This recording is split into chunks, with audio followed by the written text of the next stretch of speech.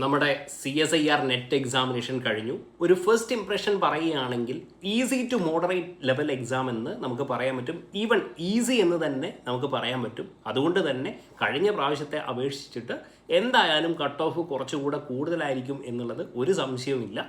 Okay, അത്രയും direct questions, ഒരുപാട് direct questions ചോദിച്ചിരുന്നു. ഈവൻ പാർട്ട് എനെ പറ്റി പറയുകയാണെങ്കിൽ പോലും പാർട്ട് എയിൽ നിന്ന് തന്നെ വളരെ ഡയറക്റ്റ് ആയിട്ട് വളരെ ഈസി ആയിട്ടുള്ള കുറേ ക്വസ്റ്റ്യൻസ് ഉണ്ടായിരുന്നു. അപ്പോൾ അതൊക്കെ നിങ്ങൾ എന്തായാലും സോൾവ് ചെയ്തിട്ടുണ്ടാകും.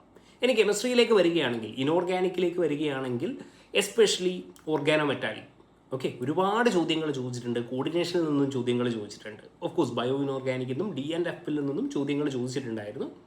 ആൻഡ് സ്പെക്ട്രോസ്കോപ്പിയെ പറ്റി പറയുകയാണെങ്കിൽ ഇനോർഗാനിക് സ്പെക്ട്രോസ്കോപ്പിയിൽ ESRും മോസബെയറിൽ നിന്നും രണ്ടിൽ നിന്നും ചോദ്യങ്ങൾ ഉണ്ടായിരുന്നു. ഓക്കെ, പക്ഷേ ഡയറക്റ്റ് ആയിട്ട് നിങ്ങൾക്ക് സോൾവ് ചെയ്തെടുക്കാൻ പറ്റുന്ന രീതിയിൽ തന്നെയാണ് ചോദ്യങ്ങൾ ചോദിച്ചിട്ടുള്ളത്. ഇനി ഓർഗാനിക്കിലേക്ക് വരികയാണെങ്കിൽ ഓർഗാനിക്കും ഒരുപാടൊന്നും ചുറ്റി വളച്ചിട്ടുള്ള ചോദ്യങ്ങളായിരുന്നില്ല.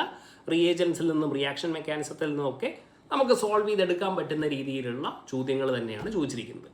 ഫിസിക്കൽ കെമിസ്ട്രിയെ പറ്റി പറയുകയാണെങ്കിൽ ഗ്രൂപ്പ് തിയറിയിൽ നിന്ന്, ക്യാരക്ടർ ടേബിളിൽ നിന്ന് കുറച്ച് ക്വസ്റ്റ്യൻസ് ഉണ്ടായിരുന്നു. എന്നാലും അതൊക്കെ നമ്മൾ സോൾവ് ചെയ്തിരിക്കുന്ന രീതിയിലുള്ള നമുക്ക് ആൻസർ ചെയ്യാൻ പറ്റുന്ന ചോദ്യങ്ങൾ തന്നെയാണ് ചോദിച്ചിരിക്കുന്നത്. സോ എങ്ങനെയുണ്ടായിരുന്നു നിങ്ങളുടെ എക്സാം എന്നുള്ളത് ജസ്റ്റ് ഒന്ന് കമൻറ്റിൽ രേഖപ്പെടുത്തുക. എക്സാം ലെവൽ എങ്ങനെയായിരുന്നു എന്നുള്ളതും നിങ്ങൾ ജസ്റ്റ് ഒന്ന് മെൻഷൻ ചെയ്യുക. Thank you.